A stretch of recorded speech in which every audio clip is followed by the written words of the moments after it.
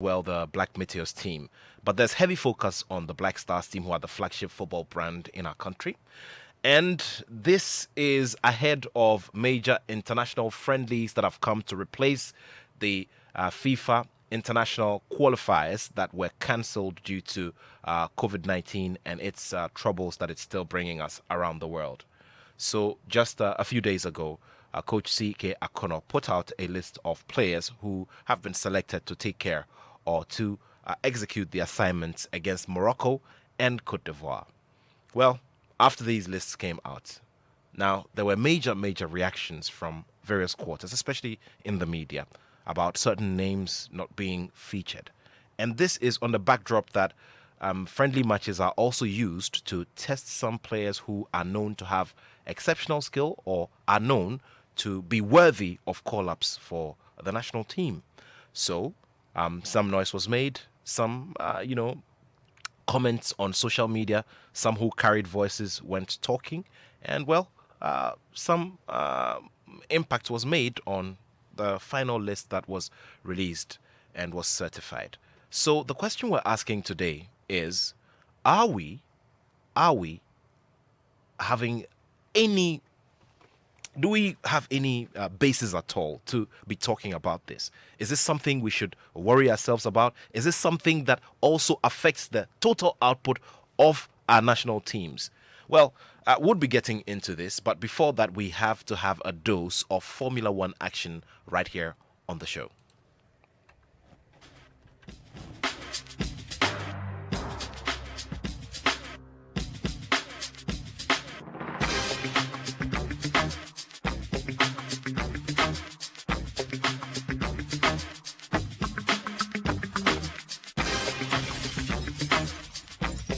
It was another Hamilton story in the Spanish Grand Prix. And as we get ourselves ready for Monaco, the question is, are we going to have another Hamilton story? Like business as usual. And of course, is the Verstappen effect going to have any cause at all or any strength at all as we get into Monaco? In a few moments, we'll be getting into it, reviewing what happened last weekend in Spain, and also look ahead to France. Monaco it is.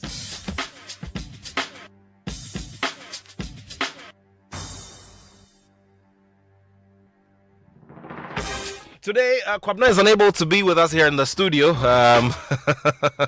separated by distance. But of course, the love is still very big and the same. Thank you so much, Kwabna Poku, for joining us on the show. Thank you, Nat. How are you, my brother? I'm great, and good to have you here on the show again. Let's get into the conversations now. Last weekend it was very exciting, and I mean the kinds of numbers and the kinds of numbers who turned up to watch the race in Spain was just amazing. It was amazing. Tell me about the kinds of reactions you got on ground. Oh, on ground it was good to see fans coming back to live games in Spain. The Spanish government allowed a few fans to get onto the circuit, and then also at the Labadi Beach Hotel, we had a weekend of a bit of a soft sun rather than the last 2 weeks where we had the hot sun. This time around, the weather was cool. People were there. We had new members coming in. Some flipping up their boots, parking their boots facing the screen and sitting in the cars from the boots area. I mean, it was the usual fun, a lot of drinks, a lot of food. We had a lot of new members standing up. And we also need to stress very, very importantly that all of these arrangements, as in watching from the car park, are due to adherence to COVID-19 safety protocols, right? Yes, very much due to COVID-19 safety precautions. Very well. But something rather interesting happens. I mean, we're trying to relate a bit of history here. Now, back in 2019, in the Hungarian Grand Prix, Lewis Hamilton beat Verstappen almost in the same format that he beat him, in Spain. Oh, yes. Not just the format. It was the strategy. Lewis was on pole, mind you, in Spain. But Verstappen took over the race, I think, just around the first 10, right? And Lewis kept on trying to overtake him for a while. Well, we were waiting for one of them to break in terms of pitting. Verstappen took the pit. He pitted first. Lewis came in second. He came from behind. Came for Lewis. Lewis couldn't. When Lewis pitted, Verstappen did cross before Lewis came out of the pit. And he did chase him down for a while. But then he did the same thing he did in Hungary by undercutting him. Right. This time around, when he did it, the difference was about 22 seconds, with about 16 to 15 laps to go, and he raised him down to the extent that even the predictions coming from the F1 statistics and algorithms team got it wrong. They got it that Lewis was going to attack just about the last 2 or 3 laps, but he attacked him just around the fifth or sixth laps to go. And it was the same strategy. He came for him within 25 seconds, got him and overtook him. And for me, what I realized was that Red Bull actually saw this happening and playing out. They actually commented that Hungary 2019 was happening all over again, but they couldn't do anything about it. And that showed the masterclass of Lewis Hamilton. Now, obviously, Lewis is having one of the best moments in terms of the start of the season. I mean, from what he's done from the first race till now, clearly he's having one of the best starts he's had in a long time. Oh, yes. I mean, if you look at the records, this is one of his best start of the season. I think for about 6 or 7 years now, this is one of his best start of the season. And even though it is his best start of the season, Verstappen is keeping on the heat. If you look at the difference, it's just about 14 or so points. And Monaco is a very, very tricky track. Mind you, the calendar has changed. Turkey is leaving the season because of COVID-19 restrictions, which means that we're going to have a double header in Austria. And Austria is one of the best tracks for the Red Bulls. So I'm sure, in a way, this might be good news for Red Bull, but they are going to keep the heat on Lewis, right? And I'm not expecting some sort of an easy-going race for Lewis in Monaco. But then again, we may never know. Monaco is one of the most narrow tracks. He won it the last time they were there in 2019. They were not there in 2020 because of Corona. They are going back. And I'm not expecting to see Lewis probably dominating Monaco. Red Bull might just turn up again. Well, so based on all of that, let's focus on Monaco, isn't it? But on the side, I was just having a look at a picture on the F1GH platform, WhatsApp platform, with a collage of all of the tracks in all of all of the locations, and it was very, very interesting, isn't it?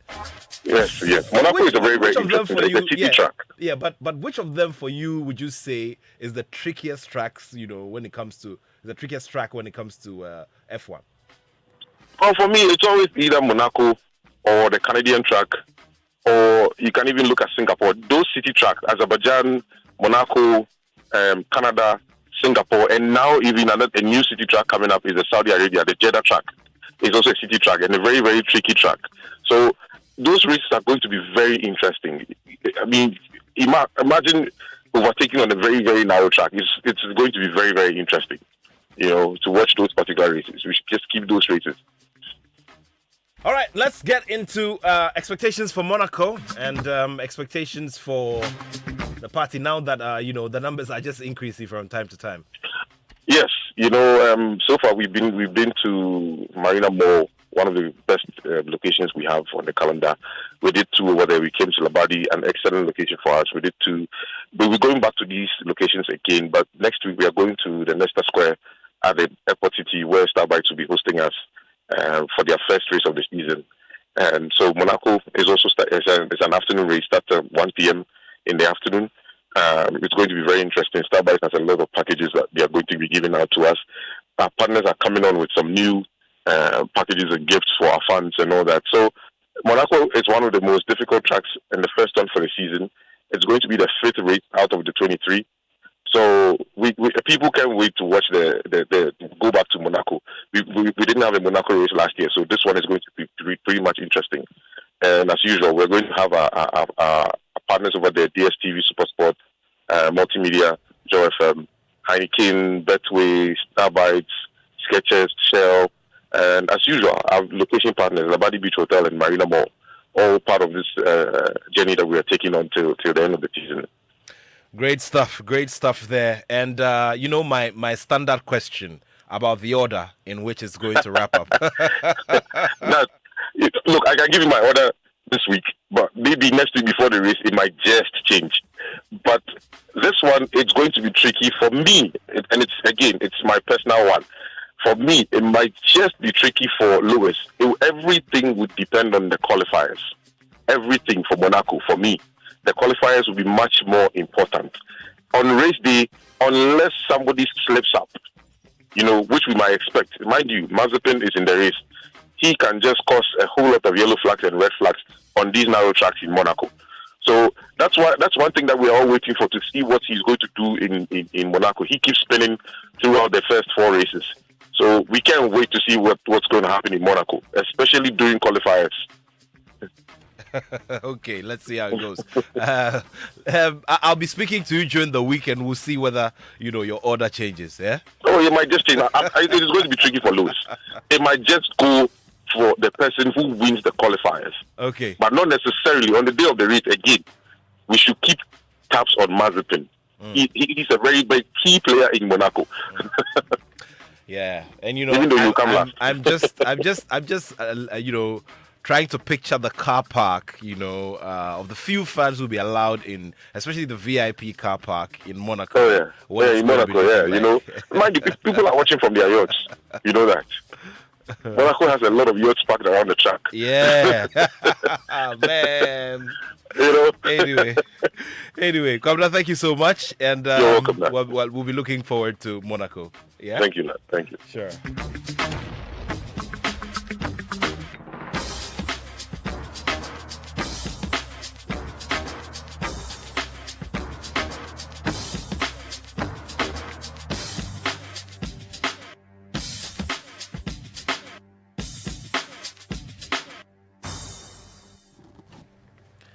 So many people listen, and we're glad that you always do that here on the Joy Sports Link. And that's why I want to say a happy blessed birthday to Ifya Ifwa Asamoah, who's 6 years old today. Ifwa, happy birthday to you. It's from your dad. He also listens to the show. Ifwa Asamoah, happy blessed birthday to you. And of course, a belated one to the Papa, the Archbishop Nicholas Duncan Williams, founder of the Action Faith Ministries International. From all of us here, it's a happy blessed birthday. I'll be doing the rest of them later on. Let's get into the conversations now, shall we? For those of you who read law and went to, attended, law school, the day of your call to the bar is one of the most important in your life, right or wrong? And the same applies to all of those, all of those of you in other professions. On the day when you are certified and confirmed to practice your profession. So in the same way, we have players, football players who always look forward to attaining the best, platforms, or getting themselves onto the best possible platforms, and the biggest at that. And so within our context, for players here in Ghana, it will definitely be the Black Stars. It's the senior national team and obviously the flagship brand of our football. Now, every player's dream is to feature for her national team so that, he can get the opportunity to play on stages like the Africa Cup of Nations and the World Cup and many others. The Olympic Games is for another national team, but it's all within the context of playing for national teams. This weekend, I've been monitoring social media, and it's interesting that we see some posters, flying around of players who have earned, their debut call-ups for national teams. And it's been taken with so much pride and so much importance. And that really is it. Because when you move out of Ghana and you throw the focus on other football markets and football destinations, the situation is the same. And call-ups to national teams are even considered bigger and appreciated better than we do here. But when it comes to the selection of players into the team, everybody has an opinion. The 30, 40 million coaches that we have within this country all have an opinion as to who should play and who should not play.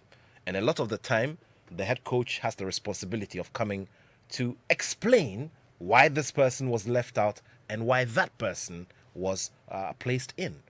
Now, in the past few days, these conversations have come up again, and there have been many accusations of unseen hands, influencing call-ups and interfering with the work of the coach. Well, the coach has addressed all of these at a news conference, and prior to that, we had an interview here with the Ghana FA president, Kurt Okraku, and he talked about the format of invitation of players to the national teams. It's important that we revisit some of these conversations so that we place all of these in context. Joining me today for the conversations are an experienced coach here in the Ghana Premier League who's now taking time to contribute to the growth and success of a Division 1 team in the Eastern region. Now, he's coached Ghana's two biggest clubs. I'm talking about Accra Hearts of Oak and Kumasi Asante Kotoko. He's been there at Ibusua Dwarfs. He's been there at Liberty Professionals, and you name it. He has also been responsible for the production of some of the finest players that we've had play in the national team. Now, they say that what happens in our clubs is a mirror of what sometimes happens in our national teams, and this regards almost every other aspect of the operation of our national teams. So he will bring, his perspective to bear, and he'll be telling us what really it is. Now, is it really wrong for people to be making suggestions and also stamping their authority and saying, something, let us give this person the chance to play? Well, we'll be getting it from the perspective of the coach. And also here with us very shortly will be Hans Mensah Ando, who's the host of Fan Zone on the Joy News channel every weekday from 10:30 p.m. Now, he is our main interface, the main interface between us, the Joy Sports team, and the fans, those who follow sport and follow our content on a daily basis. And every other day, they either are venting their frustrations or their pleasure at something that has happened. And he has collected all of these thoughts together with his, and will be contributing to this conversation as well. Later on, we will be reaching the spokesperson of the Ghana Football Association, Henry Asante Chum, so that he can, get us a little closer to the doings and the happenings within the Ghana FA. So that, if anybody has any doubts or anything, he can come here and clear them. Remember, we always like to have both sides of the conversation, and the arguments. So, welcome to the Joy Sports Link. It's great to have you here. Let us begin with the FA president, Kurt Okraku, who spoke to us here on the Joy Sports Link some weeks ago. And he addressed the subject of call-ups to the national team. Let's take a listen to Kurt Okraku on this subject. For national teams go through processes, and these people must understand. Gone were those days where one person will wake up one day and there's a call-up. It will never happen again. So when the coach and his team would work with the technical directorate to pick up a squad. If they are convinced about the squad, they need to go and convince the management committee of the team about the squad. Finally, there would always be a meeting. Some I may attend, or any other person that I pick to attend. And when we have a consensus, the squad is announced by the head trainer. This is a system that is administered everywhere in the world, not in Ghana. There's nowhere that one single individual makes call-ups. So what you are saying is that CK Akono does not, when we see list of Black Stars players coming out, the list has gone through a process. So it is not totally CK's preferred. The list has gone through a process, and it's the responsibility of the head coach to convince everybody along the line why Gary is coming and why Kurt is coming and why Azerbaijan is not coming.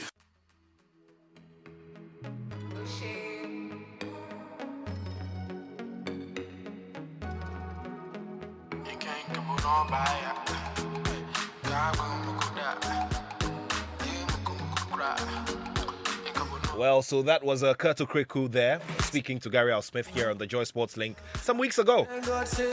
So you've heard it. Selections to the national teams go through a process, and it is fixed. So the head coach, if you are expecting the head coach to be the only person taking the decisions, then you have it wrong. The FA president has confirmed that it goes through a process. Now we're going to take a listen to Muftau Nabila Abdullahi as well of Joy Sports. Now he's been, he's done a little bit of a report. on the recent Black Stars call-ups and that of the Black Meteors as well. Let's begin with that of the Black Stars. And this is put together by Muftau Nabila Abdullah. This is a conversation that he had with the team earlier today. That's a very difficult question to ask, because in as much as sources would always tell you that, yes, the Black Stars squads often go through what they call editing, because it's not just one man who decides who should play for the Black Stars, because they have a team. People will tell you that coaches don't have the final say because there's a management committee that's supposed to ensure that the best players are selected, but the onus lies on the coach to make the best possible decision on who should play for the senior national team. The recent Black Stars call-ups, 2 young players were invited. Najib Yakubu, who was part of the Under-17 World Cup squad that went to India. Edmond Akumensah was also part of that team. Unfortunately, during a meeting that happened on Thursday afternoon, was it Thursday? It was on Tuesday, rather. And the football governing body went into the meeting and decided that drop these 2 boys and bring in Philemon Bafo and Gideon Mensah, who were initially not part of the team. And trust me, so many people did not like this decision. But it will also interest you to know that when the decision was made, the management committee members could not even defend the coach. They had gone into a meeting, come out to meet the coach, and it was the coach versus them. And that's quite the most unfortunate thing. At this point, the coach just needed to nod his head, take out Najib for Philemon Bafo, take out Edmond Akumensah for Gideon Mensah, and that was what happened. It's very interesting, but there should be an end to this anytime soon.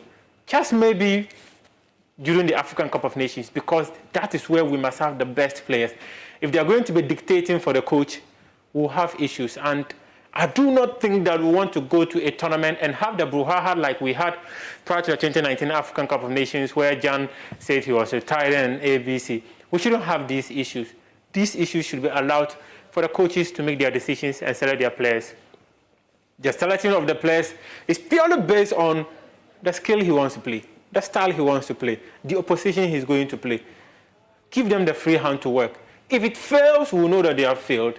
And we'll also back you to boot them out. But to continue to threaten them, oh, you will be sacked, you will be sacked. 3 times they've tried sacking CK Akuno without success. I should tell you that you cannot just sack the man like that. Things must change anytime soon, George.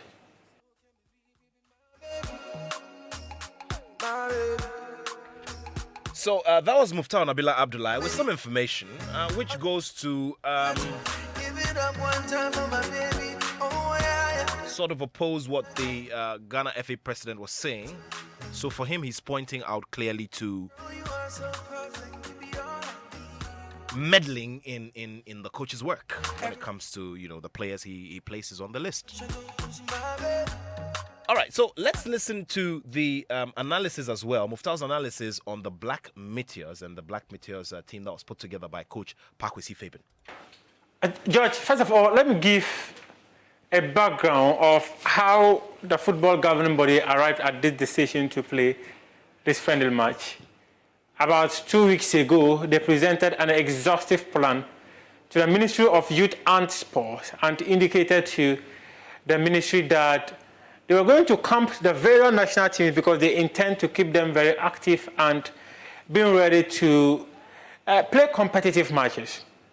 So the GFA arrived at this decision to camp all national teams, that is to say from under 15 boys and girls, all the way up to the Black Stars. Because according to sources, they've often received offers from countries calling them up for friendly matches. But because their national teams are inactive, they are unable to honor these these invitations to play these matches. So there was an offer from Japan for Ghana to play a friendly match. So the Football Association decided that let's do with the under-23 team. So they decided alongside the head coach who were going to be part of the team that will make it to Japan for that friendly match. But one interesting thing is that, as we have come to know in recent times, and the updating of the squad list is clear testimony of the allegations. It can sort of give credence to some of the allegations often made that officials of the FA interfere in player call-ups. It would interest you to know that not less than 3 or 4 coaches have complained about how squads are sent to them via WhatsApp. They send the squad and publish on the FA website. And this is one thing that many people seem to have issues with. Why would the head coach, who is answerable to the people of Ghana for selecting players to go and represent the country, will be sleeping in his house and a squad is sent to him and then later published on the FA website? So it shows that they do not have full control on who should play and who should not play. And the inclusion of Ibrahim Salifu, the inclusion of Joseph Barnes, the inclusion of Imori Ibrahim after the public backlash on the initial lineup of the Black Meteors to play Japan is a testimony of how the coaches do not have the full control about how the players are invited. Trust me, most of these coaches, even giving them the national team jobs, is another matter. They will be there. By the time they realize their name is up there, just the recent what changes they made to the technical teams, it will interest you to know that some of the coaches were not even in the known. Just maybe one phone call to you, we are giving you national team ABC, whether you approve or not, you see it on the FA website. And it was a similar thing, not to digress a bit, but it was a similar thing that had to do with the Georgia Free and Palmer issues where people went on public and said that, they've been appointed to do ABC at the FA when there were no confirmations. I think this is where the major issue is. And trust me, if we don't get to a point where our technical teams would take the bigger chunk of the decisions on who should play for various national teams, we'll always have these issues of the communication department updating the squads being called up by coaches.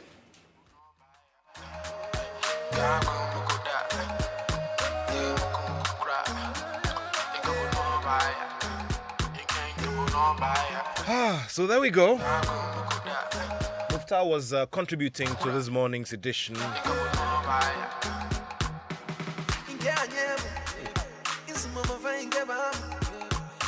of Sports Review on the Joy News channel with George Addo Jr. discussing the same subject.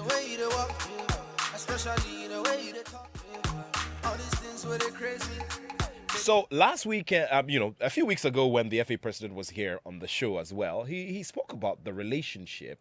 It's very interesting when people create headlines. It's very interesting when people create headlines and preach the headlines. Okay, Siki Akono was appointed by the executive committee that I lead.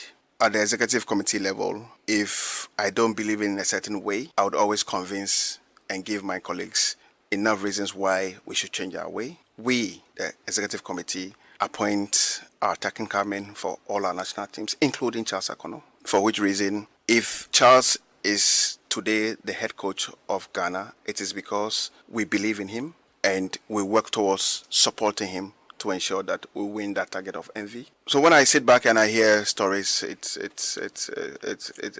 at times I'm so happy. He's your friend? If he's not my friend, then he's not a friend of the Football Association. He's our friend. In multimedia, we have a culture that says we don't have to be friends to get the job done. So that is probably what you are doing. No, I mean we are friends. There's nothing wrong. Do you trust Siki Akono's judgment as Black Stars coach? If we don't, he will not be there. Do you trust him? If we don't, he will not be there.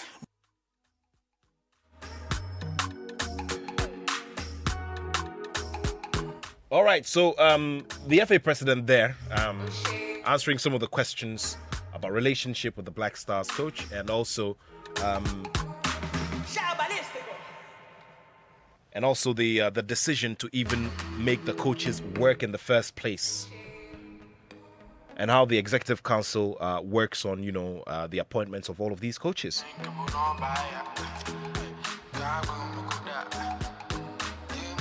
So you can join the conversation. Remember, it's +233 55 1111 055 1111 997. Very, very simple, isn't it? Join us on our WhatsApp platform and all of our other platforms. You can tweet at us. It's at JoySportsGH. Let us know what your thoughts are on this subject as well. Very shortly, I'll be getting into the conversations with my studio guests. But before that, let's take a listen to a former Ghana FA president, George Afriyie, and he, had something to say about this subject in an earlier interview. Let's take a listen to him. What I want to tell the FA, that they should leave the man to work. Honestly, everybody knows that Ked had a chance to work with CK. At a point, he was even managing him. He managing current coach of Dreams, Dobon, a fantastic guy. Coach Zito is also, we was managing both coaches. So if, fortunately, one of his own has been appointed as the head coach of the Black Stars, we need to give him all the needed support. You see, you cannot send somebody out there to go and perform a duty and you expect him to do well or you expect him to bring you the results. If you don't give him the needed support, what we will do for a white man, let's do it for one of our own. Are you not doing it for CK? I don't know. I'm just saying that because there are things that I know they are not doing. For example, I'll tell you why. Before this administration, Kwesi Nyantakyi's administration was booted out or whatever, we had ordered 2 Land Cruisers, one for the head coach and one for the FA president. Why is CK not driving his Land Cruiser? We had negotiated with Honorable Siama, the sports minister, to give us a duty post. Dr. Kofi Amwa continued, he got a duty post. Why is CK not occupying the place?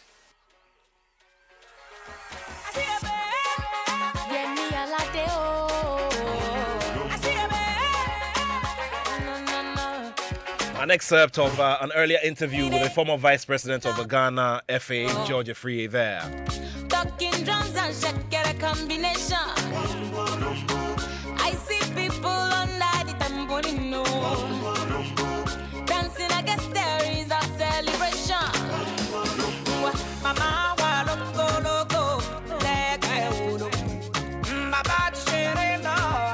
I'm the only one at home. All I want to do now is dance wombo lumbo. So I lock up and keep Kokorola Bekondo. Where do they have yeah. Come see small picking at the Arubo de Dan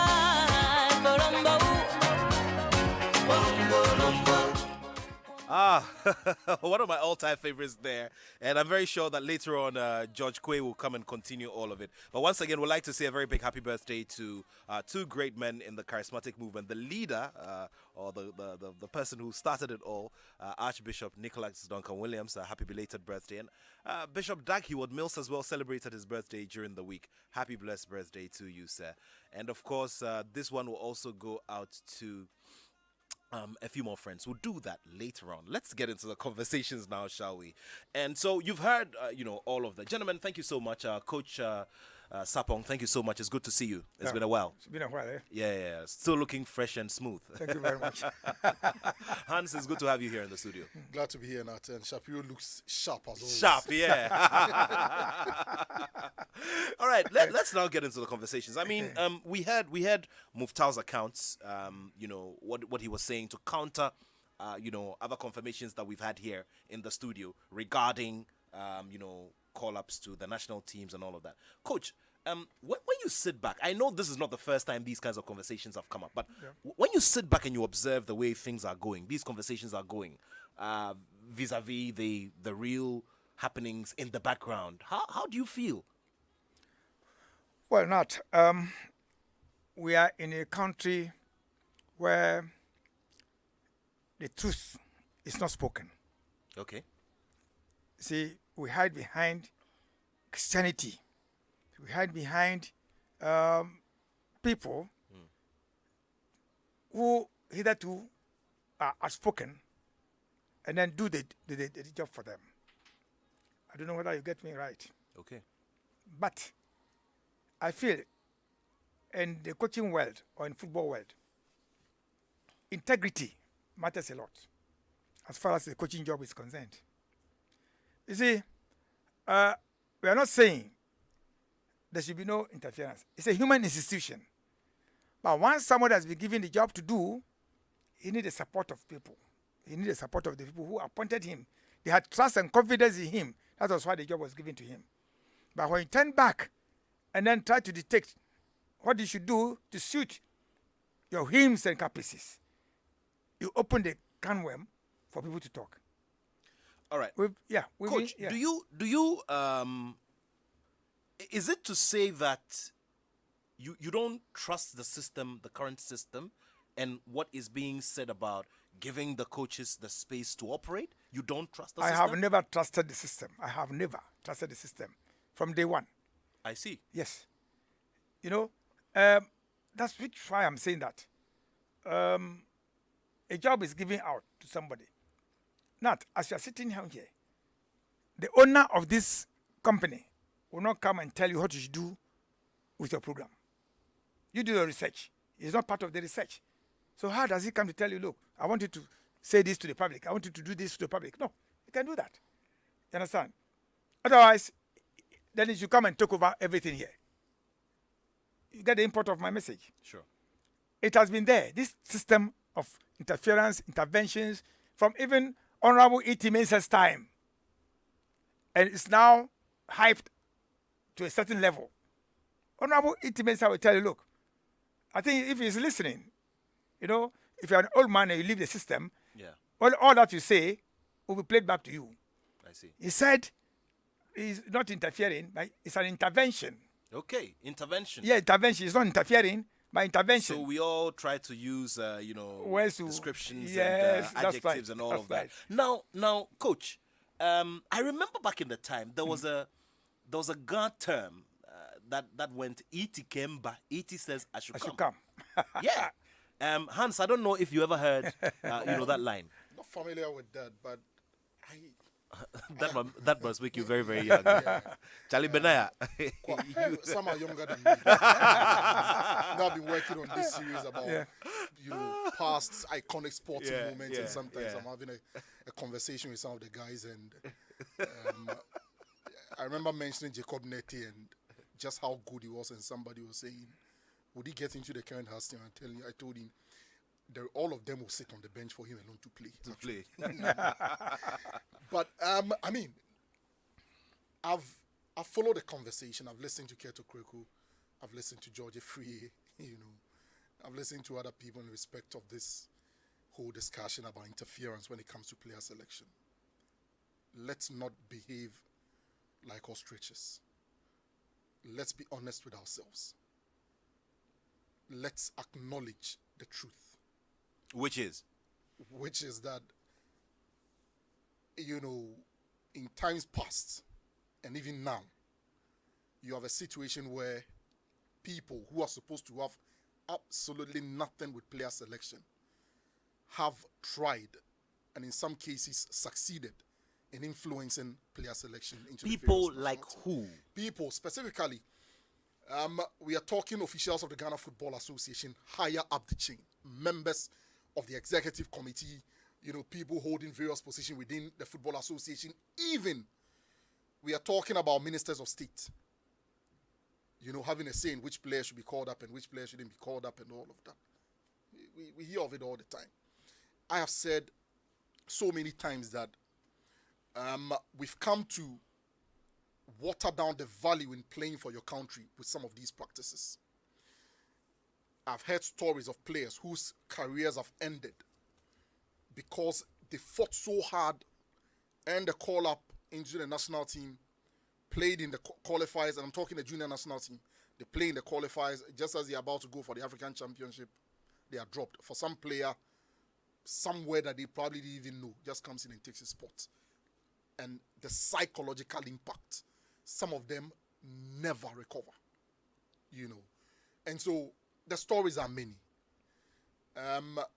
We also know the value of wearing your national team jersey these days for players. There are some of the top European leagues that you need to make a certain number of appearances for a national team before you get a work permit. We know that for England, for instance, over a 2-year period or so, you're supposed to have played about 40% of the matches that your national team has been involved in. We know. We operate in a football market where we sell. Okay, we are constantly trying to export our players to Europe and elsewhere. And so it brings to the fore the need for players to play in the national team. So I come back to the point. Let's not pretend that this hasn't happened in the past and it's not happening now. It is. There are two levels to this. There's a level where you have officials of the FA, ministers of state, other influential people, downright attempt and in some cases succeed to influence player selection into the national team. And I'm talking where coaches do not agree, with these influences and shots that are called by these people. And there's a level where, and we've seen it recently, where certain coaches are handpicked, for the purpose of them, being manipulated, being on the same wavelength. In fact, they have an agreement already. I mean, they know what they are going to do. So the person is handpicked, assigned to this national team, and then they already know that they are supposed to get these so and so players into the national team for this tournament. It happens. One of the defense has been that, the fact that I know the person and the person is my friend doesn't mean that if he's qualified for the job, I shouldn't give the person the job. Granted. But it doesn't also stop us from scrutinizing some of the call-ups that are made. Here at Joy Sports, just before the under-17, under-20 Waffle tournament, there was a call-up. We cross-checked the names of the players who had been called up, and I can tell you, and I'm talking this current GFA administration, across the executive committee, you are going to have, across the executive committee and people we know are connected to the FA president, you had about 80 or 90% of the players being connected to these people. In fact, there were players who were associated with FA President Dreams FC and the other clubs that he's associated with. And for reasons best known to them, had been called up, but instead of stating their parent club, they have stated the clubs that these players were on loan at, just to conceal the pattern. You understand? Because it was going to raise questions if, about 6 or 7 of the players have their club stated as Dreams FC, or there's another club that a feeder club to Dreams FC. So when you ask any question about Dreams FC, the FA president tells you that he no more has any official. He doesn't play any official role there anymore. That's on paper, granted, and I concede that. Yeah. But again, let's not pretend. Keto Kreku cannot tell me that his money doesn't run Dreams FC. I mean, nobody can convince me. So when push comes to shove, Hans, if Kurt was seated here, he'd tell you to provide the evidence that his money is running the club. Absolutely. Just as Kwesi Nyantakyi told us several years ago to provide the evidence, or eventually was produced. I am saying... Okay, but talk about Kwesi Nyantakyi, and just before you go on with that point, hold that point right there. I remember very well that in my last interview with Kwesi Appiah, he made a very striking comment about this subject, and he said to me that Kwesi Nyantakyi hardly influenced player call-ups in the Black Stars team. I don't believe him. Well, that is what he said to me. We have the record there. The stories are online on our page. I don't believe him. It's Kwesi Appiah. What about Kwesi Appiah? He's a master of diplomacy. He's not direct. I mean, he massages issues. But in that case, I mean, he had let out a lot in his book. So, I mean, you expected him to, I mean, it was more like the dead goat syndrome where he didn't fear anything anymore. I'm yet to read his book. Okay. But I haven't read the book either. But this was my interview with him just ahead of the launch. But I'm saying that I am looking at a man who, throughout his tenure as head coach of the Black Stars, both the first and second stint, had a penchant for not saying things as they were. And I mean, everybody knows that. But that is even besides the point. The fundamental point I'm making is that let's acknowledge that we have this problem and solve it. Look, when you come here and tell me, and I heard Keto Kreku speaking that the standard practice all over the world is that a coach does a selection and goes to defend it at the management level and all of that. That is not true. That is falsehood.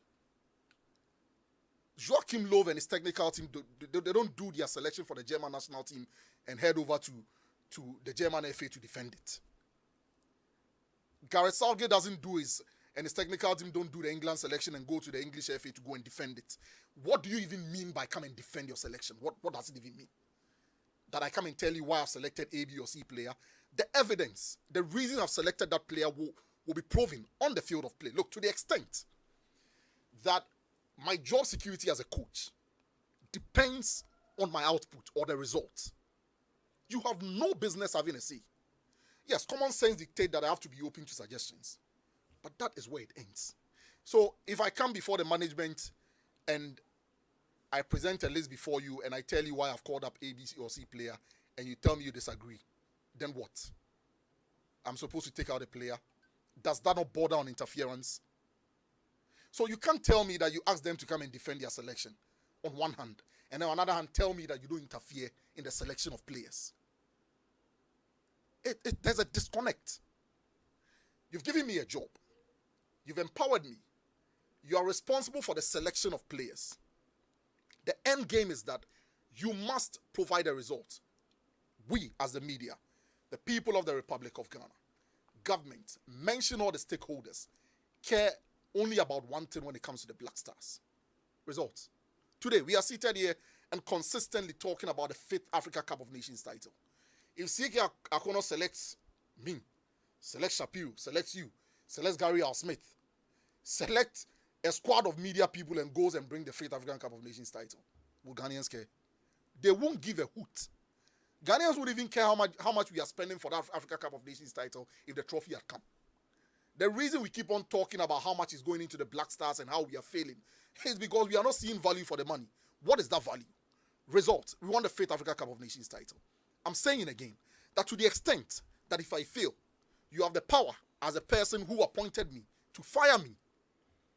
You have no business interfering in the work that I will do.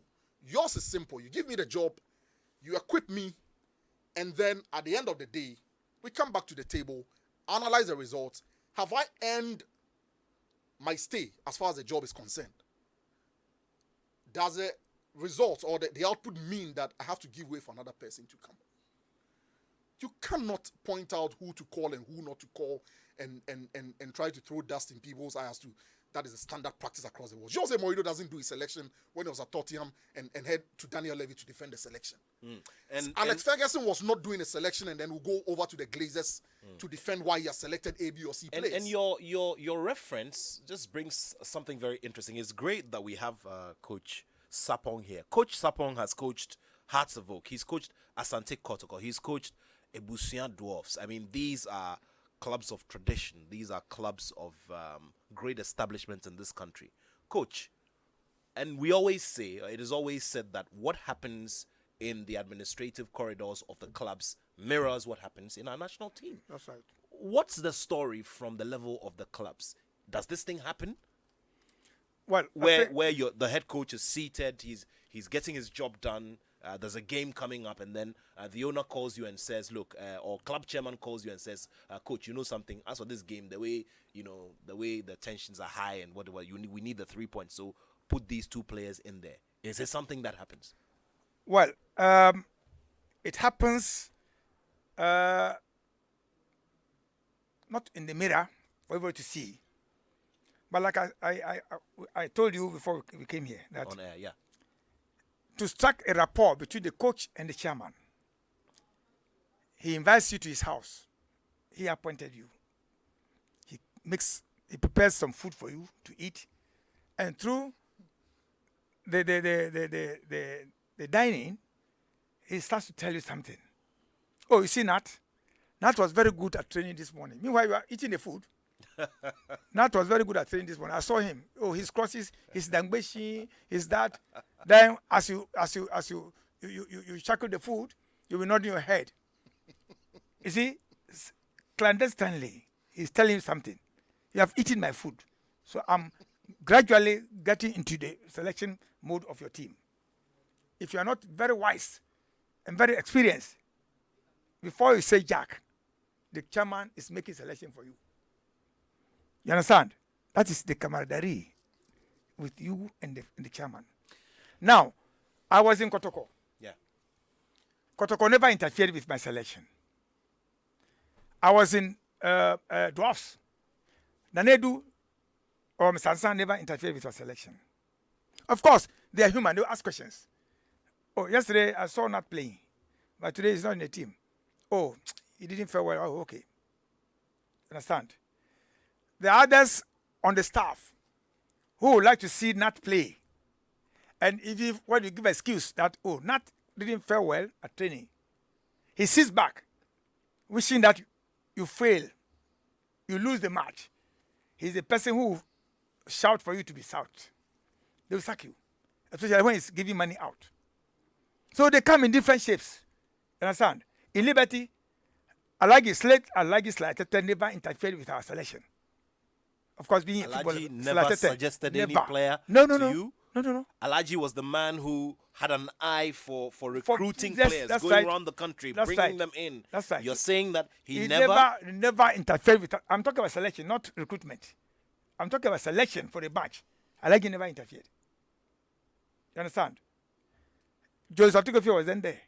Sure. See the caliber of coaches who were there. Yeah. So how do you come and tell us who should play? Because we are also having that eyes. We are on the training ground with them. Fortunately for us, Alagi even took part in the training session with the boys. Yes, I remember some of those. Yeah. So, I think a little bit of Olympics. That we had Mr. Fuga, Haris Akol, others who were, I would say, intervening. Oh, coach, why is this boy not playing today? Coach, I bought this one at this price, so he should play. You see it? Yeah. I bought this boy at this price, so he should play. Otherwise, my money is gone. Let him play. He doesn't care whether the boy knows how to play or not. Meanwhile, when he was going to buy the player, he didn't consult you. And teams are formed based on the technical ability of the players. And a selection is made looking at the team you are going to meet, the strengths and weaknesses of the team you are going to meet, who are fit at the training session to meet that team. So sometimes a very good player may be left out on the bench because of what the coach wanted and because he may not play the way he should play against that particular team. It doesn't mean that the player doesn't know how to play. But this is where a management member will go around. Oh, Nat, today I didn't see you in the team. So what happened? Oh, coach, the coach doesn't like me. You know, the coach takes money from the players. That's why today he sent me to go and buy watch. I didn't go. So he's annoyed. A whole lot of stories go around. And this thing moves into the citadel of the national teams. I see. Yes. Charity begins at home. So the charity that is beginning at home, it ends at the halfway. I see. Yes. Nobody can deceive me or tell me, Coach J. Sapon, that there's no interference in the national team. Nobody. I still repeat, nobody. If you open the phone and you tell me. I see. You know, very shortly, yeah. we will be joined by the communications director of the Ghana Football Association, Henry Asante Chum. Very soon he'll be joining us virtually. Quick one. Sure, Hans. There was an incident in 2009 involving Ishmael Yate and allegations leveled. Ishmael Yate and Coach Silas Tete. I remember very well. Yeah, the allegation about. You see, the point I'm coming to is this. To the extent that we cannot find the evidence, give concrete evidence that this is happening, even though we know in our deepest of hearts that this is happening. I think that even if we are going along the lines of, you know, this is merely a perception, there is a reason why this perception lingers.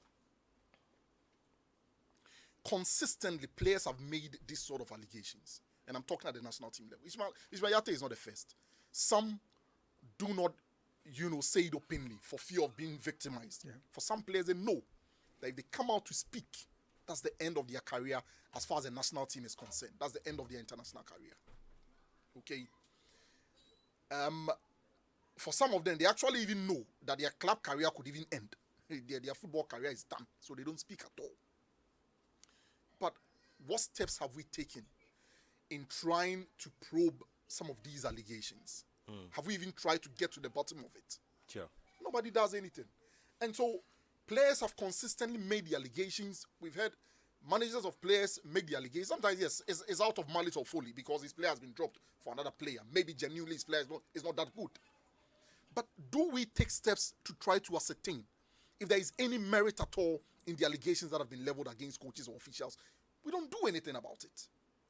And to the extent that we do nothing about it, that perception will continue Well, to linger. they say that victories always cover a lot of things, But it and shouldn't- it people shouldn't be don't. the case. I mean, you even made a case here. You were using an analogy that, for instance, if Yeah, of all course. three of us who No, don't know but how to that's a play different- football that's a different scenario. are selected into the Black Stars team and they That- win that- the AFCON, nobody would that's care. a different scenario. In the same way, we went ahead to win the that's a the different African scenario. Youth I'm Championship coming. and Yes, the World Cup yes, we after did. that But the allegation difference- against the Yes, the difference Selas is that Tete.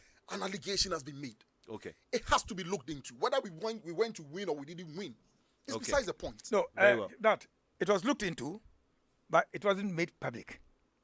I'm very much aware. And that's of this. even more serious. Yes, it was looked into. And that's even somebody makes a very public allegation. That was during the late and then you the look time into of it. the late. Jordan Jordan Jordan Anagla, Anagla. yes. You know, they looked into it. What are Even- the findings? All right. Late Kochade had to come in. Yeah. Late Joseph Tikofio was also aware of this thing, but I never saw the light of day. Yeah. Let's get into the conversation with the spokesperson of the Ghana FA. Henry Asantichum has joined us virtually. Before we go to that, there's a message from historian and seasoned analyst Owusu Bempa. Now, that Ghana statement we made earlier, that Ghana statement was allegedly made by Jacob Nete when he reported to the national team, the Black Meteors camp, and was asked by the handlers why he, Jacob, had reported, though he wasn't invited by them.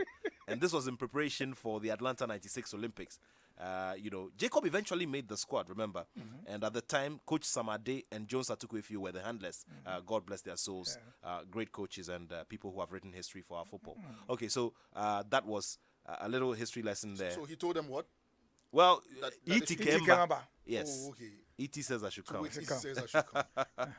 Okay, so let's speak to Henry now. Henry, good to have you, and I realize you are enjoying the weekend and getting some very cool breeze at home.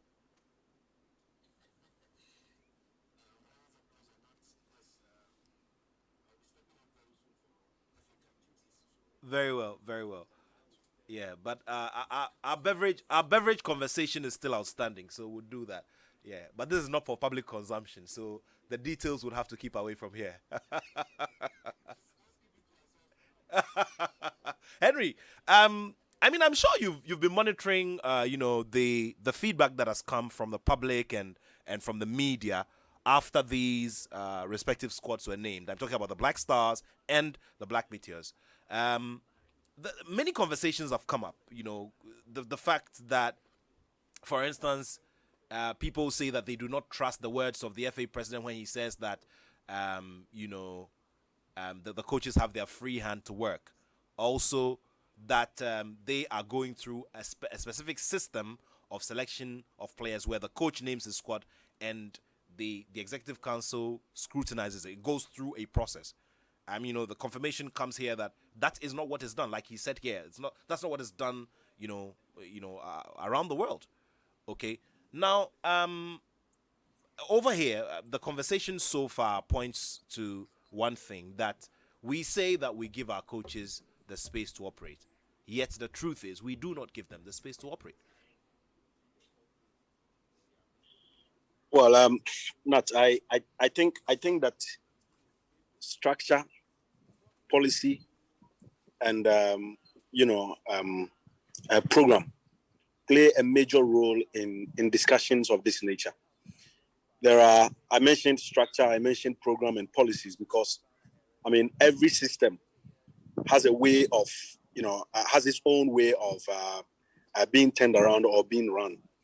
There are systems where the coach has 100% responsibility of technical decisions together with his team.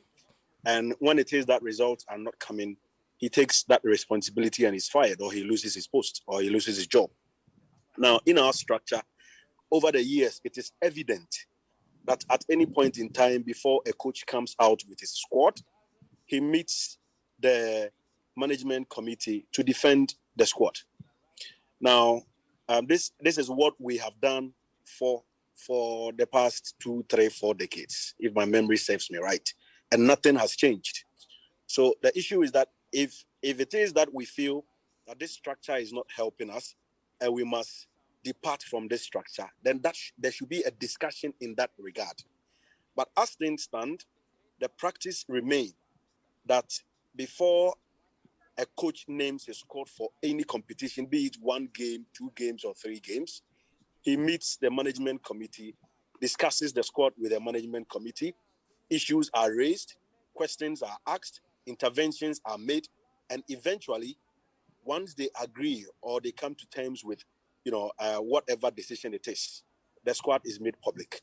Okay. You cannot have a squad where everything is accurate, 100% accurate. It's not possible. Well said. Because it depends on philosophy of the coach, depends on the opponent you are going to meet. A lot of factors come into play. Let's not forget that France won the World Cup without Karim Benzema, without Alexander Lacazette, without Anthony Martial. So at any point in time, even in 1998, Emile Jacquet decided to go to 1998 World Cup without Ginola and Eric Cantona. So I have never seen a time where a squad comes out and criticisms are not made and questions are not raised, especially by the media. If it is that a squad comes out and it is 100% accurate, I will be shocked to hear or to see that. So yes, the issues differ depending on the structure set up, whether it's a club side, whether it's a national team. But what I know is that every national team head coach must present his squad to the management committee for discussions or for defense. Now, when he makes his squad available to the management committee, obviously we come from different backgrounds. Our understanding is different. Questions will come up, they will be discussed, and eventually it is made public. So this is what I know by virtue of structure currently as things stand. Now, okay, before you go on, Henry, now, so with this structure, is the FA's executive council justified when a coach uses these squads that are not entirely his decision to play in a tournament or to play in a game and does not get the result, and then the same executive council takes a decision that we want him to go? Is that fair to the trainer? Well, the executive council is not involved in that. It is the management committee that normally every national team has a management committee. So it is a management committee that normally meets the coach and the technical team for that matter. Okay, so then what I'm saying is that the management committee hardly takes the blame, when these things happen, especially when things do not go well results-wise. The coach, the coach is the one who's asked to go. I'm the backstop with a coach. Yes, that is a fact. But Nat, let's not also forget. I would like to go back to 2009, for instance. May the soul of Jordan Anagbla rest in peace. I happened to spend days, weeks, and months with the Black Satellites during the beginning of, the very foundation of that squad. When they were preparing at the Jeff King's Hotel at Adenta, Jordan Anagbla was present at every single training. And he takes part in every single decision-making process during that time. When we went to the WAFU tournament, the team changed, metamorphosized into another squad when we played in Africa. And then finally at the World Cup, we played in the World Cup and won. The coach of the team, Salastete, cannot make a claim whatsoever anywhere that the management committee did not play a role in the success of the team. It is only that sometimes when results don't go our way, or when results don't go well, we tend to think that it is because people are behind manipulating player selection whatsoever.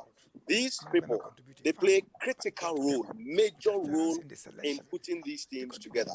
And like I said, if we feel there is a problem with the structure, we can call for this. Okay. So, Henry, can you hear me? All right. Unfortunately, the feed structure to change. But as things stand, okay, let's go ahead. This is the structure. Hello? Yeah, I can hear you. Yeah. So as things stand now, the point I was trying to make is that that's what we have. I mean, and I haven't taken part in some of these meetings and discussions, I can confidently say that there has never been a point where the coach is asked to stick to a particular team at all costs without justifying what it is. Because first of all, the coach comes up with a squad or the squad list. He presents to the management committee, diverse opinions come up, it is discussed holistically, and finally a decision is made. So it is a collective responsibility. That is what I know. Nobody imposes a player on anybody that take this player or you are fired tomorrow. No, it is always a collective responsibility. Questions that border on the minds of committee members are raised. The coach has every single opportunity to defend why player A is in the squad and player B is not in the squad. That is what we have at the moment. We can call so Henry, for change. Henry, if you're telling me that there's a standard procedure, which is the coach puts together the squad, it is vetted, and some decisions are made regarding whether to keep some or take some out. So, for instance, you take some of them out, you introduce some of them in there, and you're still saying that the coach has full, control. No, those things don't happen without the blessing of the coach. The coach has control. The coach, the coach knows that and sometimes mostly before a squad comes. Hold on, Henry. Are you saying? One second, Henry. Are you saying that a coach has a list, 15 players, for instance, 5 of them are taken out by the management committee, and they say they are not taken. They are not taken out by the management committee. The management committee does not take out players. Well, Let's not make that what? mistake. What do you want me to say? Subtracted, lifted from the team. It's the same thing, Henry. It's the same thing. So they're taken out, and then 5 new ones are introduced, not by the coach, because obviously he doesn't have the final. He doesn't have the final say in the final list of 15 that will go, based on what you've told me. That is not accurate. Now, okay. In a newsroom structure, when the news editor sits with the news team to discuss story ideas, eventually certain stories are given priority over others, and certain stories are run at a particular time, and a lot of factors come into play. It is the responsibility of the news editor to make sure the right thing is done, even though ideas come from members of the team. But the news editor is responsible for everything. Eventually, he calls the shots. He decides what story should be in the headline and what story should be in the back burner. And it is that simple. Relating it to the FA structure, who then is the editor and who then is the journalist in the newsroom? The head coach is the editor. The head coach is the editor? The head coach is the editor. Ideas come from news team members. Eventually, the head coach decides who is my number 1 goalkeeper.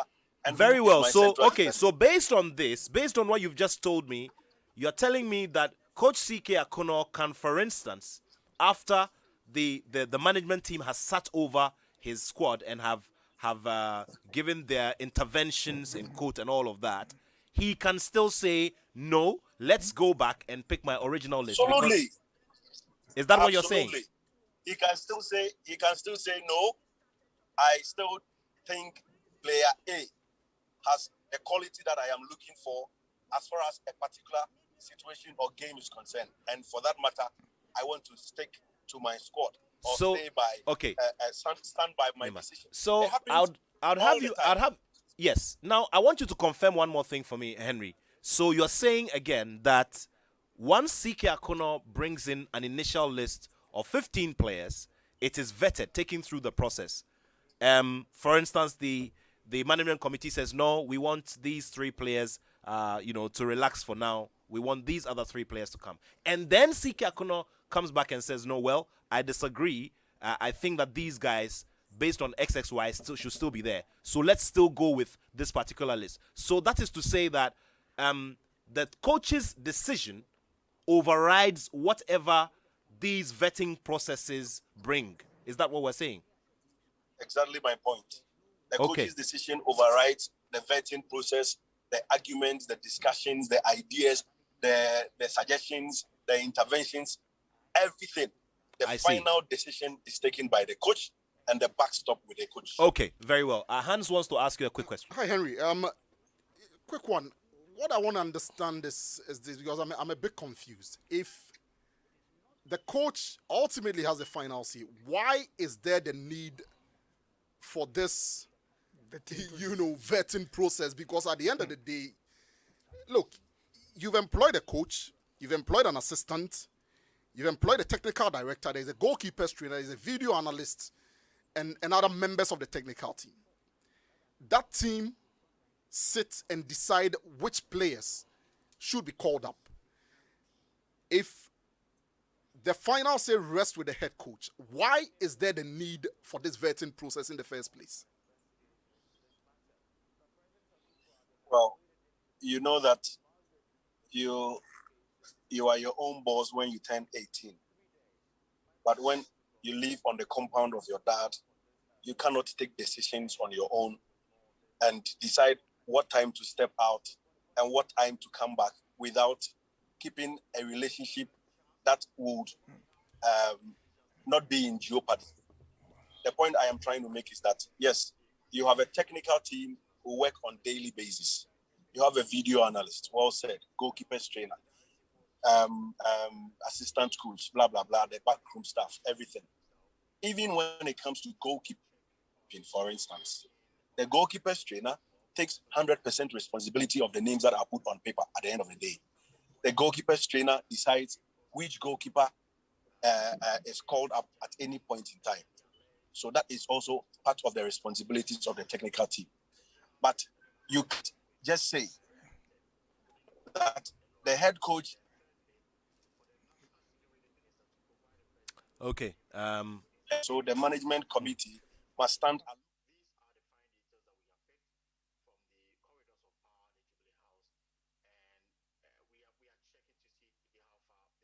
The system. It is something that, keeps everybody in the loop.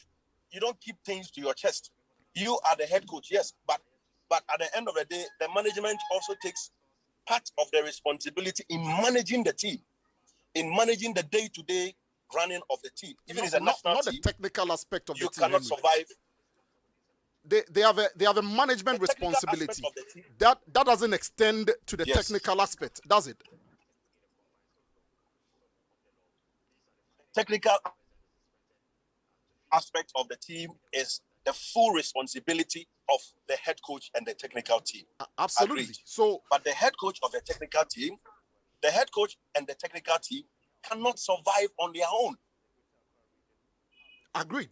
They cannot survive on their own without agreed. But you see, technical team. Henry, It is the reason they must report to the management team. That is the structure. It has nothing to do with somebody twisting the arm of anybody or somebody taking a decision for the other whatsoever. There is a mutual understanding between the two structures that, yes, you have named your squad. We want to know. Let's discuss why this player, why that player. If it is that we can make a suggestion or intervention, yes, we are at liberty to do so. But the 100% responsibility is with the coach. If I make a suggestion, for instance, the recent collapse. In the meeting, suggestions came up. Why do you rate this goalkeeper over the other? He gives reasons. Why that goalkeeper over the other? Reasons are given. Okay, don't you think that it would have been appropriate to get this ahead of the other? He says, no, I think this is what it is. What is the current medical condition of the goalkeeper? Have you spoken to the player? When last did you get in touch with him?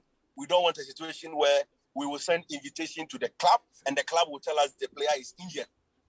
Of the reasons why such meetings are held before list becomes a list, and the list is released or comes public. Because sometimes the coach has a fair idea of players he wants to call up into the team. Management is not in the known. He presents the list, and upon reaching the club, or getting in touch with the club that the player plays for, the club tells you a different story. So it is always appropriate to be on the same page. So that whatever you do will run smoothly without hitches. So this is purely, based on the need for transparency, if you like, that the management team is aware of who and who the coach has selected, correct? Yes, to a large extent, I can say that. So And to a large extent, why doesn't it end there? That once I've made the management selection also- as the head coach together with my technical team. I have presented it to you. Why doesn't it end there? Why is there the need for the coach to answer questions as to why player A is coming and why is it? And for me, that is not even a problem. Where I find problematic is where the management team can say that, well, we don't think that this player or that player should be involved and we think another player elsewhere should be involved. Why shouldn't it stop with the coach handing over his selection to the management team?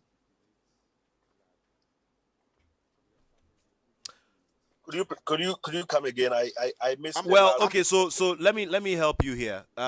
Henry, Hans is just asking why it just doesn't end with the coach once and for all. You say that the man is in charge of the technical operation. So then why doesn't it just end with him? Why do we have to just go around in these circles and come back? You know, because at the end of the day, Henry, at the end of the day, the coach's job security depends on the result. And not ask the question. The people who are going to make input, I'm talking about the management team, none of them is going to lose their job if the coach doesn't perform. If the coach doesn't perform, he gets fired. The management team members keep their job, don't they? It's not. That is not entirely true, Hans. That is true. It's not entirely. You realize that over the last 2 weeks we have released different management teams, and it is entirely. Some of them are entirely different from what was released last year and the year before. So it is not entirely true that the management committee keeps their job. And they lost their job because the coach did not perform? Come again? And they lost their job because the coach did not perform? They were changed for varied reasons. Including technical reasons? They were changed for varied reasons.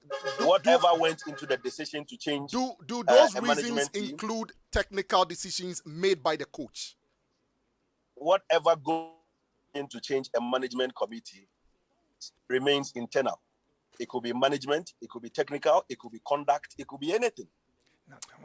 Well, it's internally managed. Okay, very well. Coach Sapon, you had an intervention. Yes. Henry. Shapiro. Yeah, how are you? I am fine, my father. Yeah. It's been a while. But you see, Henry, to be frank with you, I see a different type of Henry today.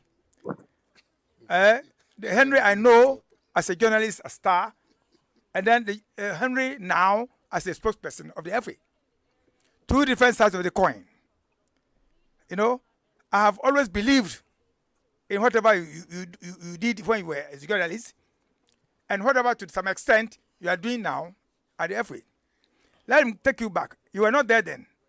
When Jones Atukofio, late Jones Atukofio, sent me to the FA with a list of players to invite her to the under-23, there was somebody there who told me that it wasn't the duty of my boss to invite players into the national team.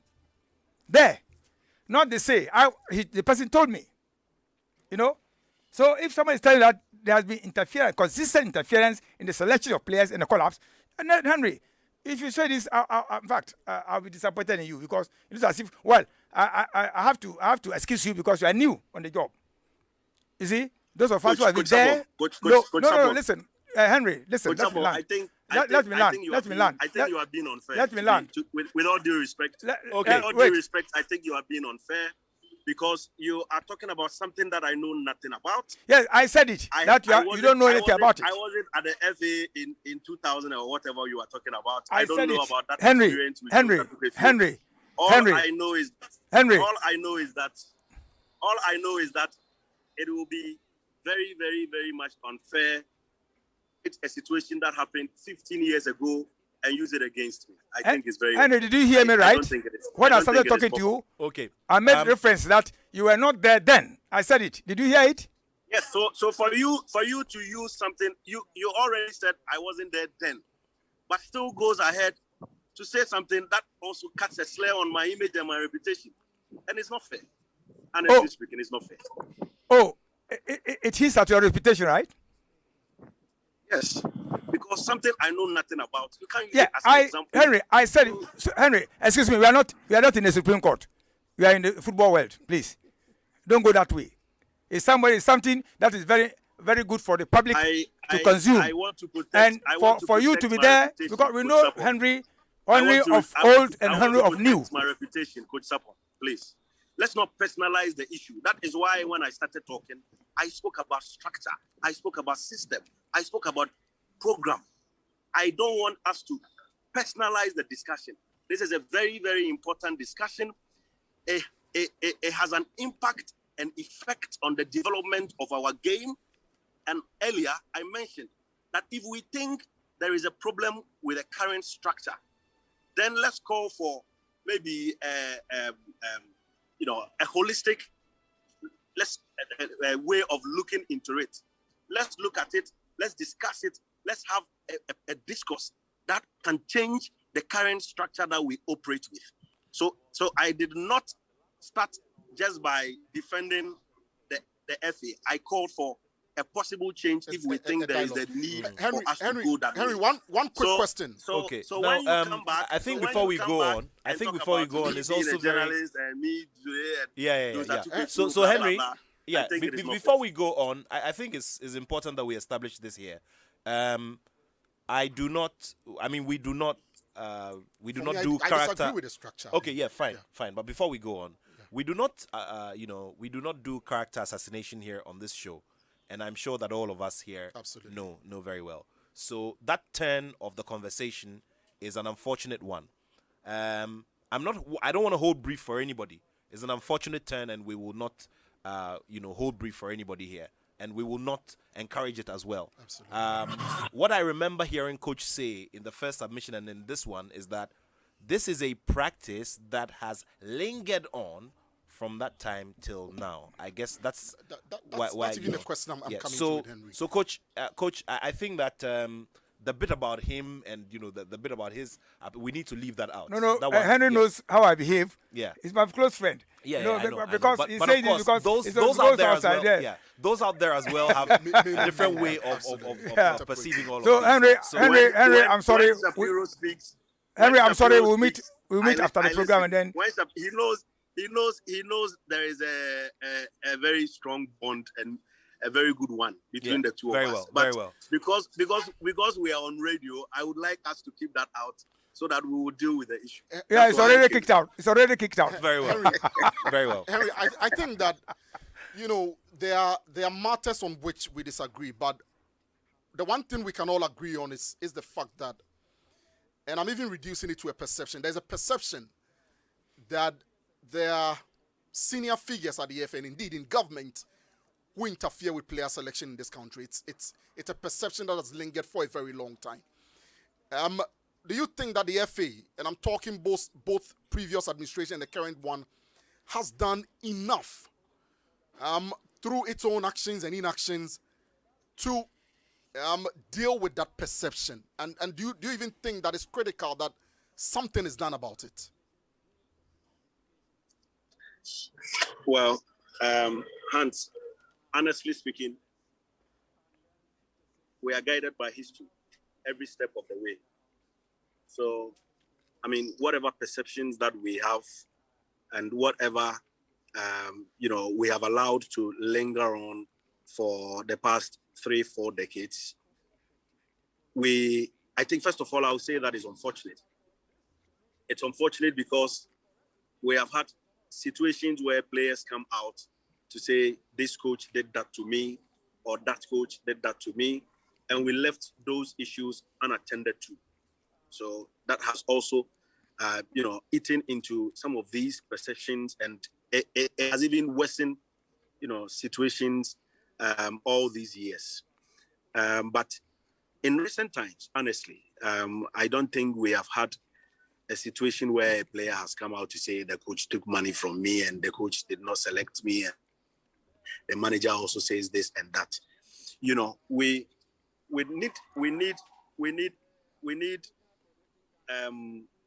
need to take a holistic look at some of the things that happen in our game. How how do we, select players into national teams? How do we go about getting players into national teams? In the past, I remember, may the soul of Ike Afrani rest in peace. I heard Ike Afrani on radio saying that at some point he got to Sunyani and he had to use his personal money to pay for hotels because he was on a national, nationwide player selection tour for the under-17. Maybe today we do not find ourselves in that kind of situation because things have improved compared to what we had in the past. But there is a lot of work to be done. When it is that you have a structure, you have a national academy, your selection process is open, it's transparent, it's not done or shredded in secrecy. Some of these things will not happen, and it must start from the grassroots. It must start from the very foundation of our football. So one of the things we are trying to do is that the juvenile national teams need to have a proper nationwide representation. So it is a reason for the resumption of the juvenile leagues. It is the reason for the introduction of the regional championship. And it is a reason why we are also introducing a new product called the Juvenile Champions League. So now that the juvenile leagues have started at the district level, we hope that we will be able to complete the district level competition, bring it to the national level, where selection is done openly, where the various head coaches for the U15, U17, U19, U20 are present at every game center. And they look at these players and they give them an invitation that has a national representation. Okay. So that we want to get to a point where we wouldn't rely on Kotoko to give us 2 players, House of Folk to give us 1 player, Olympics to give us 2 players. We want to depart from that practice because over the years, it did not help us. So maybe these 3 competitions, one has been around, it went off, we are bringing it back. The other 2 are the regional championship, and then the new one we are introducing called the National Juvenile Champions League. This will help the youth coaches or the juvenile coaches a lot in player selection. Then from there, we can move the argument to maybe the Olympic team level. And then, because we are calling for consistency, when it is that you have a proper structure at the U15 level, it means they will graduate to the U17 level. It means you have a spine or a core of players who will also be promoted to the U19 and U20 level. And it will run through across the belt or across the football ecosystem. When that happens, this issue about interference and player selection and manager saying this and manager saying that will be a thing of the past, because everything will be done in the open, in the full glare of every single stakeholder of the game. Very well. Henry, we're very grateful for, the interventions. Today, intervention is always a word that would always go back to. Yeah, thank you so much. It's been great having you. And this is a conversation we'll continue to have. So at another forum, we'll definitely do some more with you. Thank you so much, and have a wonderful time this weekend. Nats, thanks for having me. Henry Asantichum speaks for the Ghana Football Association, and he was giving us some perspective to why certain decisions are taken and why it's done the way it is done. Talk about the Juvenile Football League. There's one very biased one from Anil Sabute, who's a regular listener. Anil Sabute is Anil Sabute is a long time campaigner for the town of Pram Pram and everything about it. And so the Dangwe South District Football Association, under the National Juvenile League, is playing their games today. 3 fixtures in that league. And Great Ningo United will play Wonderful Babies. Jonah Sharp Babies will play Humble Blacks. And Pram Pram Faith FA will play FC Luxor Babies. And all of these games will be played at the Pram Pram Anglican Park. Anil Sabute is running away from telling us which of the clubs he backs. I think it's going to be Pram Pram Faith because of the name it carries. Pram Pram Faith versus Luxor Babies. So, Annie, thank you very much for the continuous support you give to the show and also to the juvenile football. Let me do my best to run through as many, as many of the, of the messages as I can. Samuel in Germany says, selection into the Black Stars has always been biased. Thank you very much, Samuel, for your message. Let's go to this other one. Yes, good afternoon. We have always been complaining about not winning the Africa Cup of Nations for close to 40 years. But have we asked whether the structures that won us the AFCON are still in place or are replaced with untested structures? With the current prevailing circumstances, we are sure to wait for a long time. This message is coming from Patrick. Patrick, thank you very much for the message. There's another message here. Is from Guy Fox in the UK. He says, good afternoon, Nat, and brilliant critical analysis by Hans on the matter of Okreku's claim about selecting players and heading to a higher body to justify our selection. What is Okreku talking about? This system that Okreku claims is happening at the selection to the Black Stars is interference of the highest order. For Okreku to claim that it happens all over the world without giving any credible examples makes the claim grand falsehood. For the GFA president to be bold to make such claims in the media or for public consumption is a clear indication that at this juncture, our country, in truth, is routinely sacrificed at the altar of personal benefit. This is from Guy Fox in the UK. Guy, thank you very much for that message. Okay, so this one is from Pomasi in Breku. He says, there's no way a player who gets regular minutes in the top 5 leagues should be getting call-ups to the Black Stars. There can be no justification for leaving out Joseph Edu. Okay, thank you very much for that message as well. A few more. Okay, Nathaniel Atto. Henry Asante Chum is not getting his facts right. He's not the same person we know he was as a sports journalist at Star FM. He was always going after the FA for not inviting players who were playing for 90 minutes, who were playing 90 minutes of football. But today he's defending the same things he criticized. Another one from Samuel in Germany. Okay, so this goes... I think it's important to mention that he's no longer working as a journalist. Yeah. He's a spokesperson of the Ghana Football Association. It's expected. I'm not impugning that, but his job, mainly, we have to understand, is that he speaks for the FA. That understanding we have to come to. Very well. Let's see if we can do a few phone calls there. So, gentlemen, as we get towards the finish line, the where do we go from here? Standard question that I always ask will come in. Now, clearly, we go home, right? We go home from here. Yeah. So see, Coach. Clearly, you have the history. You've been part of it. You've been within situations where this has happened, and you have said it here that this thing is still happening. How do we go around this and make sure that we get the best results? I mean, we haven't won the AFCON for 40 years, and so we cannot say that this is the best method to use to select our players, right?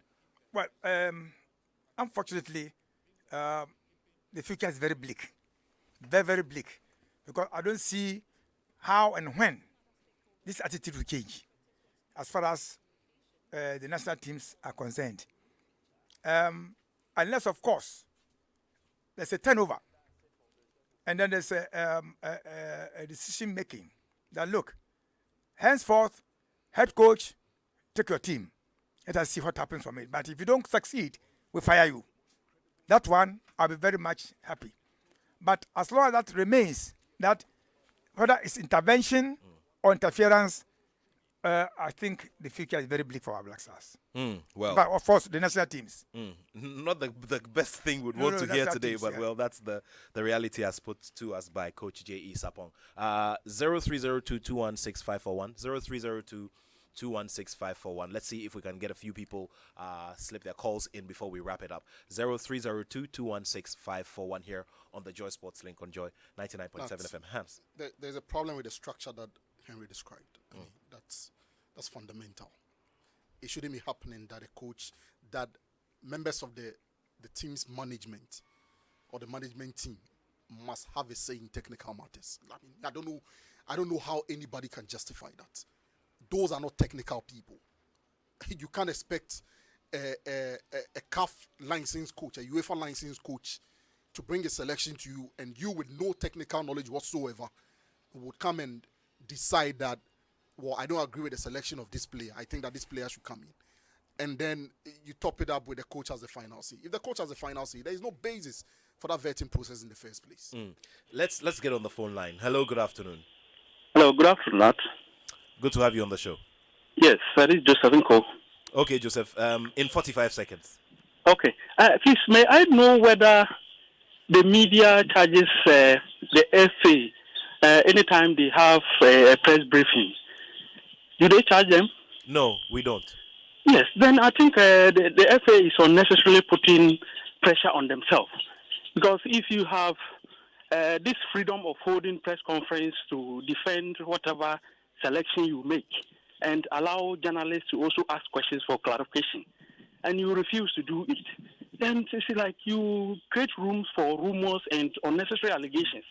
I think for the FA will have to charge all national team coaches, any selection that you come out with, come and defend it, so that the clarification can be done there for all media houses.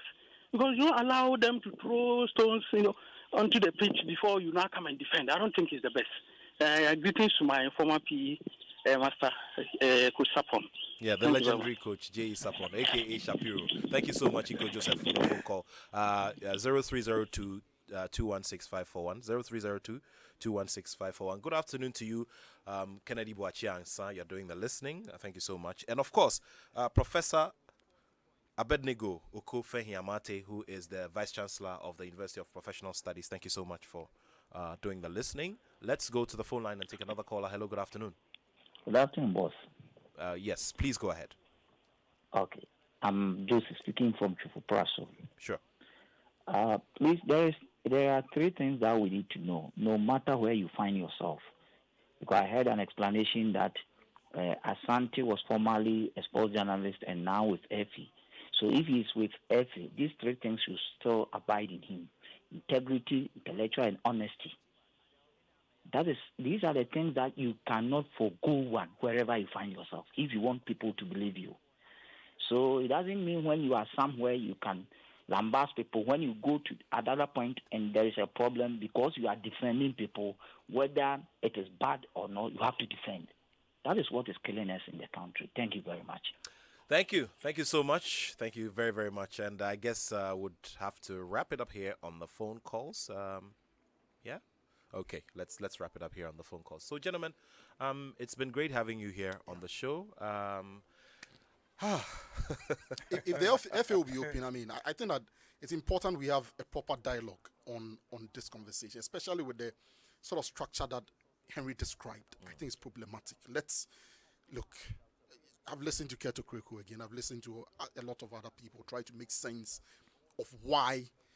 Well, they say coaches must justify their selection and they must have an input, but it doesn't boil down interference. It's contradictory. If you tell me that, well, you can make input and then turn around and tell me, but the coach has the final say. Let's be honest with ourselves. This is not the best structure. There's something known as best practices. What are the countries that are winning doing right? Let's learn from them and let's do things the right way. This structure is problematic. Structure is problematic. Yeah, that I think people put in positions of trust must at all times be open. If you work as an island, you are posing problems to the public. Thank you.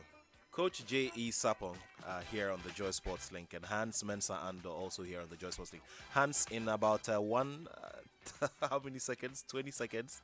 Yeah. A final word on Joshua Boachi, who's fighting in his WBA International. Against Dos Santos, right? Yeah. I expect nothing. Yesterday I mentioned it. If you look at what he presents, I've seen him go the full distance. I've seen him knock out opponents. He's well-rounded. The good thing about him is that he looks to have the Ghanaian foundations to his game, but he looks like a fully trained British boxer. I think that as far as this fight goes, it will be a surprise if Joshua Boachi loses. He also knows he's come this close, 13 fights without defeat, getting so close to the world title. I don't think that he even has on his mind not winning this fight at all. I think that by the end of 12 rounds or whenever the fight stops, he's going to have his hands raised. I have no doubt about that. Thank you. And just for those of you who may not be familiar with Joshua Boachi is a UK-based Ghanaian boxer. He was unable to make it into our national team, so he, fought for the UK at the Brazil Olympic Games, and he won a bronze. And he's been doing very well. He's undefeated in 13 fights, and he's looking very good to defend his he WBA. spends a lot of time in Ghana as well. Yeah. I had a long interview with him in December when he was here, and he is a boyhood fighting mate of Isaac Dogbe, who is now one of our former world champions. So let's wish Joshua Boachi well, and let's hope that he gets it right tonight again in the ring, so that he can get a shot at the main WBA light heavyweight title. It'll be a great time to celebrate yet another Ghanaian boxer. And on that note of boxing, even though we've had a football conversation, I say thank you to all of you. Thanks to the whole Joy Sports team for production support, my sit-in producer, and our guests here in the studio, Hans Mensah Ando and Coach Sapong, to all of those of you out there. And would say a big happy birthday to you, Belinda Akita of Zenith Bank. Happy birthday to you, Belinda Akita of Zenith Bank. It's a wonderful day to celebrate you. And we'll also say happy belated birthday to Reverend Eastwood Anaba. You know, Charlie, George Quaid, this week has been a very blessed week. The Papa Archbishop Dr. Williams celebrates his birthday. You know, Bishop Dag Heward Mills' birthday. And then Reverend Eastwood Anaba birthday. Charlie, we need to go for prayers. So. That's why you should be dashing money. Right there. But now that your time is up, where do we go from here? We're going into the showbiz A to Z, Charlie. All right, guys, keep it here on Joy 99.7 FM, and of course, showbiz A to Z will follow very shortly with George Quay, aka Abaji, and the rest of the team. You have a wonderful time. My